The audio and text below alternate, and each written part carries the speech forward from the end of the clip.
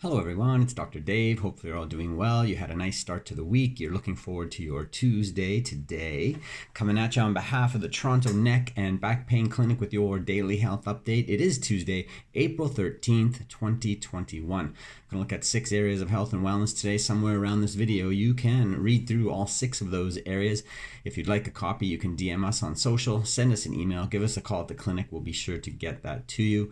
Not going to treat, diagnose, prevent, or cure any illness or disease with our time together today. However, by being here and by listening and or reading and participating in some good health and wellness information, it may just curb some of your habits during the day that may not be supporting your health and may introduce you to some ideas, thoughts, and actions that can better support what kind of health you're trying to create for yourself and those around you in order to support those great experiences you'd like to have each and every day. And this is just a small part, but can be an important part of that process by keeping your health and wellness front of mind. So good for you for being here. There's some interesting topics today, not necessarily going to go too in depth, but perhaps there's some value to many out there just to ponder these things and maybe do some research and look into them further. The journal Human Reproduction, March 2021, talked about couples having more twins, and this is most likely due to increased fertility treatment. Infertility is on the rise globally, and it's thought that a leading cause can be environmental exposure to some things that are lowering our ability to be fertile. So that's interesting, but it does have some side effects, which over time will be interesting to monitor. Might be more twins out there. That's one of them. The journal Neurology, March 2021, looked at the benefits of a diet for cutting stroke risk. And 210,000 adults participated in a multi-decade study, so a significant study. And a diet rich in vegetables, whole grains, and beans, with a limited intake of refined grains and added sugars, had a 10% decrease, lower risk of stroke. And then I'm sure if we add in some fitness or activity statistics as well as some sleep statistics, we can lower that a little bit more. So those lifestyle factors really can add up over time to support your quality and quantity of life. The journal Medicine, April 2021, looked at lifting weights to help with rheumatoid arthritis. It's a chronic inflammatory disorder that affects the joints, especially those in the hands and feet.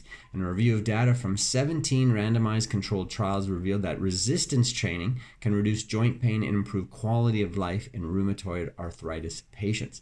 In these situations, it's a matter of finding that thin line, hopefully not too thin, where a certain amount of activity and a type of activity is beneficial, but excessive or not enough activity will not be supportive of the joint health when there's arthritis present. So for each individual, that may be a bit different, but for those who can and those who should be able to add in resistance training, it may help with rheumatoid arthritis. The Journal of the American Dental Association, March 2021, looked at school dental programs helping to reduce cavities. They implemented some programs within the school system, and they found that the incidence of cavities with this program, they decreased by 50%. So having this publicly funded or publicly available health program really made a big difference. So there is a disparity among people in their ability to achieve certain health outcomes due to costs of some of that care. And if prevention were a bigger part of mainstream healthcare delivery, then we can see some of the implications of that versus just treating problems when they arise. So in our area in Canada, dental care is typically not covered by the social healthcare system, and it is a fee-for-service health approach, and there's some limitations to that. If people don't have assistance from their employer, extended health benefits in order to do the maintenance and prevention with their teeth and their oral health, it is an investment.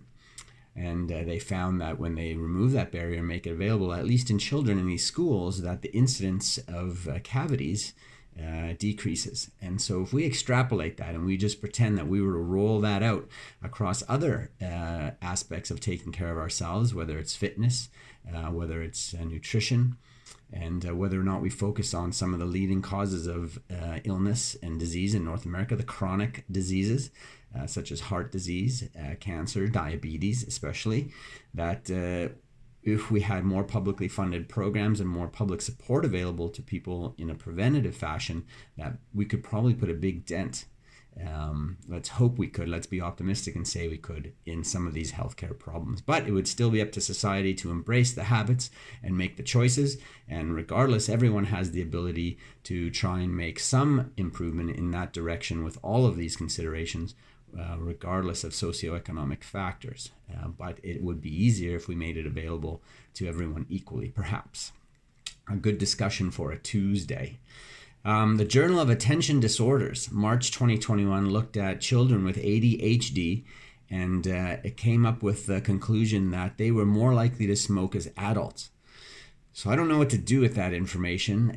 It's an interesting topic to begin with, and but I share it because it's out there, and for those who it may pertain to, and may be useful in some way to look into that further and support some of the decisions and choices along the way, should we be taking care of and or working with someone who might be prone to that outcome in the future. All right. And then finally, Journal Spine, January 2021, looked at the prevalence of pelvic girdle pain during pregnancy. Probably never a fun thing. They looked at 780 new and expectant mums and revealed the risk for pregnancy-related pelvic girdle pain increased 44% with each additional week of gestation, and the risk is elevated among women with a history of low back pain or previous pelvic girdle pain, or those with a family history of pregnancy pelvic girdle pain. So common therapies such as manual therapy, specific exercise instruction, physiotherapy modalities, patient education can benefit patients with pregnancy-related pelvic girdle pain.